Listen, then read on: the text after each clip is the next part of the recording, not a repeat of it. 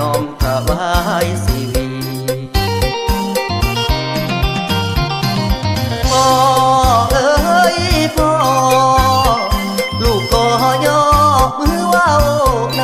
ำขายควายไปซื้อแหวนคำมันจำไว้ก็ยังดีพ่อบอกว่าหากลูกชายไปมันหมายสาวให้ลูกทีหักแหงมาแหงอีหลีใจเดียวนี้อยากแต่งงานไวๆไปขอแต่งเพียงเท่าใดก็เอาเงินขายเขาขายหน้าป้าใสอีพ่อเจ้าก็คงใจใหญ่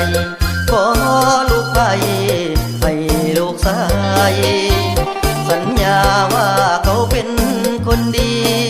ตัวที่บ่มีวันเปลี่ยนไปลูกคงเป็นฟังเป็นฟ้าพ่อตาแม่นายให้สื่นสมล้านแดงแรงหรือเศร้าเสียวใจพ่อแม่ดูแลความเดือดร้อนบ่เกินคนบนใดลูกเฮ็ดได้เรื่องเวียกให้หน้าสวนควรถวายสีบาถ้าได้มีมานอนสอน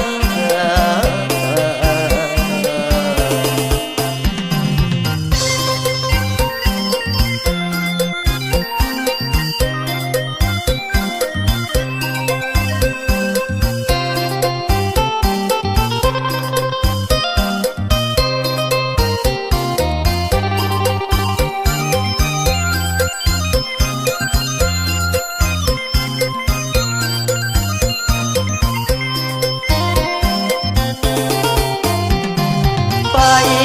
ขอแต่งเพียงเท่าใดก็เอาเงินขายเขาขายหน้าป้าใสอีพ่อเจ้าก็คงใจใหญ่ขอลูกไปให้ลูกชายสัญญาว่าเขาเป็นคนดีตัวที่บ่มีวันเปลี่ยนไปลูกคงเป็นฟังเป็นฟ้าพ่อตาแม่นายให้สื่นสมล้านแดงแรงหรือเศร้าเสียวใจพ่อแม่ดูแลความเดือดร้อนบ่เกินคนบนใดลูกเฮ็ดได้เรื่องเวียกให้หน้าสวนควรถวายสีบาถ้าได้มี